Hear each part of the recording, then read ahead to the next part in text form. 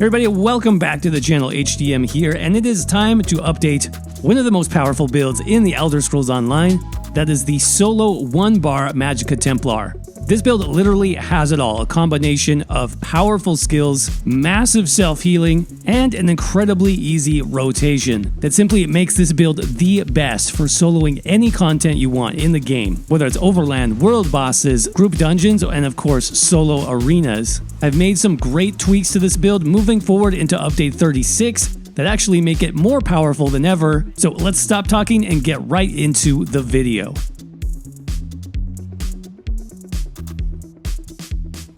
Alright everybody, here we are back on the Magicka Templar with an update to our solo 1-bar God Mode Templar build. This one is very, very powerful, still can complete all types of solo content, and extremely easy to play, just a 1-bar build with a couple of simple skills. So let's go ahead and buff up here and then jump right into the stat sheet. You can check out our overall stats here. So about 31k max Magicka, 20k max health, 13k max stamina. Solid recovery here, 1700 Magicka recovery. Good spell damage on the 1-bar setup, over 5,000 spell damage. 62% spell critical is looking very solid as well. Of course, we have 64 points into max Magicka. We are running 100% Magicka skills on this particular setup, so that's going to be ideal. As far as Abundant Stone goes, a couple of options I think you have for solo content. Thief is going to be a very nice option. You could also go with the Lover Mundus for increased penetration. Those are probably your top two choices. In terms of the food, I think there's a couple of really good options here as well. We have the Ghastly Eyeball on currently. This gives you a ton of max Magicka and Magicka recovery, which is very, very nice. You will need to supplement your health a little bit. Probably, using maybe a health glyph on your armor, using some of your champion points, but that is a nice combination for the extra Magicka recovery. Other option that's a little bit more balanced would be Clockwork Citrus Fillet. This gives you Magicka and Magicka recovery, but also health and health recovery. So this spreads out those stats a little bit more. Sometimes I will swap to this for more difficult encounters where I need a little bit of extra max health. So those are some really good options there. For the potion, you can use either just basic Magicka potions or tri-stat potions if you have those available. Those will be good for more difficult content. And as far as the race, I'm still going with a sort of classic high elf for this build. Nothing has really changed there. You still get the Magicka or stamina back, whichever is lowest. You get the 5% less damage while channeling. That basically affects all of our offensive abilities. You get the 2000 max Magicka and extra weapon and spell damage. So this is probably still the ideal race for a Templar solo build. Of course, you can make other things work as well. Dark Elf would be really nice for solo content thanks to the extra stamina. Khajiit will be nice thanks to the extra recoveries, the extra crit damage. Those are probably my top 3 overall. So that covers the basics. Let's go ahead and talk about the gear sets next and what has changed. Last time I updated this build was for the High Isle chapter, and of course the Oaken Soul Ring has changed a good bit since then, so we can talk about that first. Still gives you tons of great buffs, of course limits your bar swapping, so now you basically are forced into the 1-bar setup, but you can see this gives us very important buffs like our Major Sorcery, our Major Prophecy, those 2 main buffs for damage and crit chance. We now get more minor buffs, so Minor Berserk, Minor Force, Minor Protection. Some new things were added as well, including Minor Slayer for a bonus 5% damage against dungeon, arena, and trial monsters. Minor Aegis for a 5% bonus damage reduction against those same types of monsters. And of course, Empower, making heavy attacks on this build very powerful as well. So overall, I think for a lot of builds, this is still the play. This is still the way to go if you like 1-bar builds. It's still going to make your build super easy, where you don't have to worry about maintaining your buffs. You get some powerful offensive and defensive stats to go along with that, and it just simplifies everything. So yeah, I still think this is the way to go.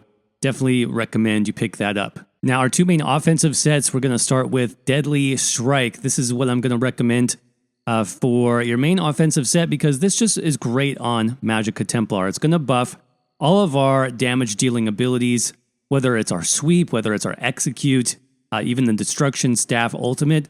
This just is a lot of bonus damage. You can see it increases the damage your dot and channeled abilities do by 15%. I went back to this patch because sweeps did see a bit of a nerf, a little bit less damage overall with puncturing sweep in the last 2 patches. But with a set like Deadly Strikes, it really sort of makes up for that difference, and sweep still feels pretty powerful when it's buffed by 15%. So I do really like this. It's got good 2 through 4 piece stats as well. And if you're not familiar with this, I'll have more details on the written guide, but basically this is a Cyrodiil set that you can get with Alliance points, but you can also buy it from guild traders because it is tradable. So fairly common, fairly easy to pick up. Going to be running 2 pieces on the jewelry here. Spell damage on all our jewelry, by the way. Bloodthirsty if you have the transmute stones, just to max out your damage a little bit more. 1 piece on the body, so I've got the deadly legs, max Magicka there as the enchant, divines as the trait, and then deadly strike is going to make up our weapon. Of course, it's a lightning staff, which counts for 2 pieces, so that's how we get to 5 pieces of deadly strike. You do want precise on this to max out your crit chance. I also like absorb Magicka as the enchant, just to help with our sustain a little bit. So again, deadly strike weapon, 1 piece on the body. It could be any piece. I prefer legs.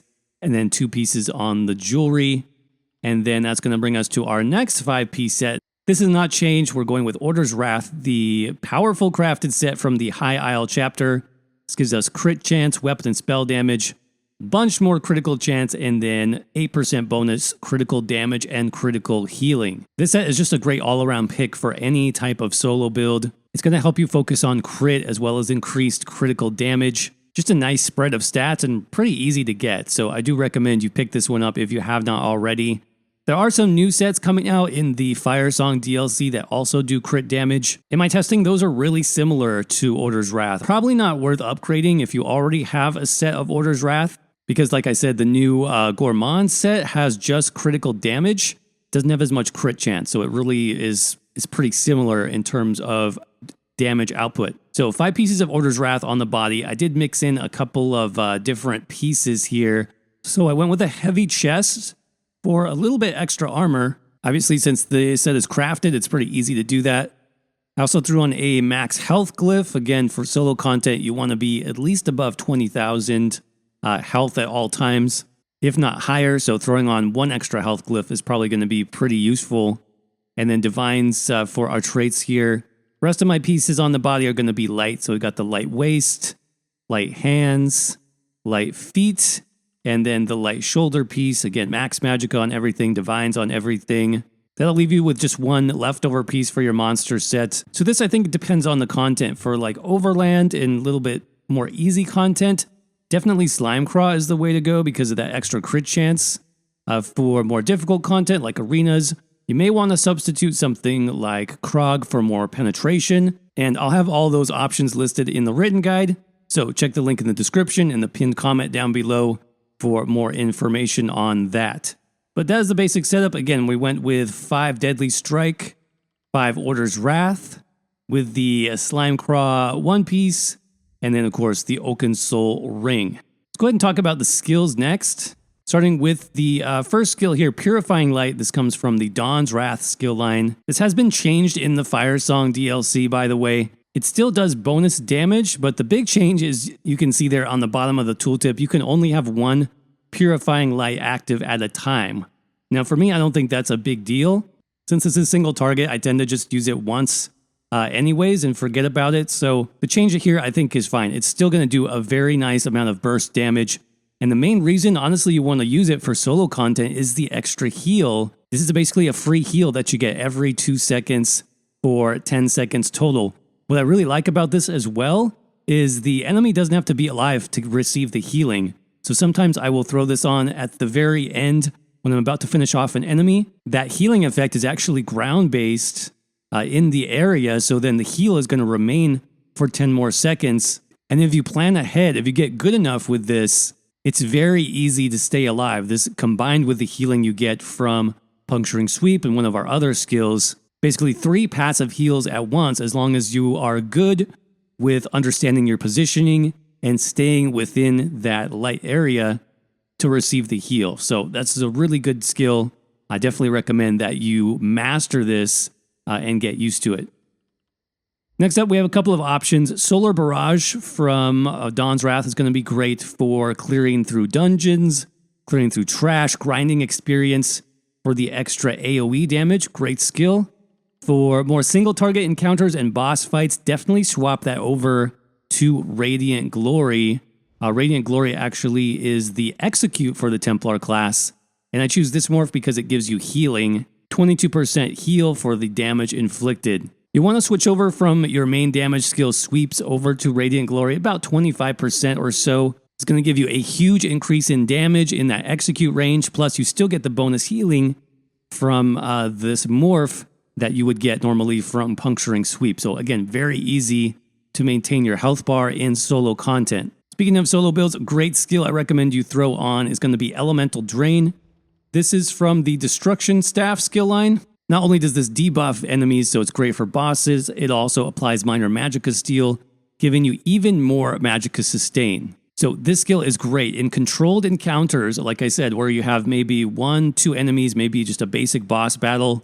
Elemental Drain is going to make the fight go so much faster. Not only will your skills do more damage because the enemy is debuffed, you also get more Magicka back, letting you sustain much better. So definitely recommend that. Now, in some cases, you don't need the sustain. Let's say like you're doing Vet Maelstrom Arena and you have lots of enemies that are dying.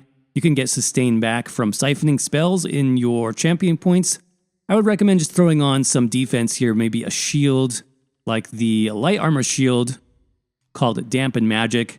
This is probably what I go with for majority of arena encounters, just for the extra, damage absorption. Helps you stay alive if you have tons of enemies hitting you from range. Next up, we got Puncturing Sweep, our main DPS skill. This has seen a nerf in recent patches. It's healing you for less now. It's doing a little bit less damage, but like I said, using a gear set like Deadly Strike, for example, is going to really help to make up the difference and still make this powerful part of your rotation. Finally, let's talk about our last ability. A couple of options here. For more boss encounters and stationary type combat, Channeled Focus is going to be my go-to here. This gives us Major Resolve, which we already get from the Oaken Soul Ring, but this also gives us extra Magicka and extra health, about 1k health every 1 second. So for boss encounters, this is amazing because now you have 3 passive heals. You've got Channeled Focus, you've got Puncturing Sweep or Radiant Glory. Those both heal you. And of course, you have the heal from Purifying Light. So basically, all of our damaging skills are also healing us at the same time. Plus, we get the heal from Channel Focus. So this is great for just staying alive in tough content. That being said, you do have to stay within the rune to receive the healing. So for something a little bit more mobile, like let's go back to the example of Vet Maelstrom Arena, I prefer another damaging skill, something like Blazing Spear. Blazing Spear from the Adric Spear skill line. This is a great range, almost spammable at this point. This did get buffed, so it is more powerful than it's been in the past. It has a huge range, 28 meters, so you can throw this down as enemies are spawning into the arena. Hit multiple enemies at once, and even for like Vet Maelstrom, this will one-shot some enemies. So it is really, really helpful just to have that more ranged damage, almost like I said, a ranged spammable option, since we're so focused on melee range with our other damaging abilities, particularly Puncturing Sweep. So great ability, like I said, I do tend to use that more for arena type content. And of course, we got the ultimate here, Thunderous Rage, that comes from the Destruction Staff skill line. Using our Lightning Staff, this is going to increase the duration by 2 seconds. And of course, since this is a damage over time, this is going to get a huge buff from your Deadly Strike set. So that's another great reason to use this skill combined with Deadly. Huge, huge damage. So let's go ahead and go over a quick rotation here to show you how all the skills work together. Basic setup against a boss, you'll just want to find where you want to start fighting. Lay down your rune, Channel Focus. Go ahead and debuff the boss. Pull him in with that Purifying Light, and then we'll do about 5 or so Puncturing Sweeps until Purifying Light goes off. Recast Purifying Light, 5 more sweeps. Recast Purifying Light, 5 more sweeps. It's really easy, as you can see. You can see my other buffs are sort of wearing off, so I'll recast those. If you got your ultimate, go ahead and throw that down. And then like we said, when the boss gets to about 25-30% health, you can swap over to your execute. So actually, I'm going to just rebuff here one last time. Purifying Light into my Radiant Glory. And you can see I have so much healing, I can basically face tank any damage that's going on right now. So there you go. Now, let's talk about the passives next that you need on this build. In terms of your Adric Spear passives, Piercing Spear is definitely essential. You want to pick this one up early to increase your critical damage by 10%. Spear Wall gives you minor protection. You get this from the Oaken Soul Ring, so you can actually save some points here if you want. Burning Light does do decent magic damage. That'll increase your DPS a little bit, so definitely pick that one up when you can. And then Balanced Warrior is a great passive, both for damage and resistances. You can see 6% spell damage, 1320 physical and spell resist, really good passive. Now, the main thing you want to know about Dawn's Wrath is the Illuminate passive. This is one of the best passives for Magicka Templars because it increases your spell damage by 10%. That's why generally we want to use spell damage glyphs on the Templar class because those are just going to get buffed by an extra 10% from this minor sorcery buff. Now, you get this from casting Dawn's Wrath abilities. So since we have, Purifying Light basically every 6 seconds, that's going to buff minor sorcery. Anytime we use Radiant Glory, that will buff it as well. Solar Barrage will buff it also. So there's really no time where you should not have minor sorcery on this build because we're using so many of these abilities. Prism is great for the extra ultimate. You can see this also has a 6-second duration. So this combines perfectly with Purifying Light, giving us some nice ultimate generation on the Templar. And then Restoring Spirit is great as well. Reduces all of our costs, including the ultimate cost, which is really nice. Now, Restoring Light, these are more group-focused passives, so you may not actually need all of these in solo content. The main one here would be the Mending passive. This increases the heal that you get from Channel Focus based on the lower health that you are. Definitely pick up that one. Of course, you want all of your Destruction Staff passives. Make sure to unlock those. Now, I am using light, medium, and heavy armor on this build, but I am using 5 light. So the priority here is going to be the light armor passives. You can see specifically Evocation for the extra Magicka recovery and Magicka cost reduction, as well as Prodigy for the extra crit chance, and then Concentration for a ton of extra pen.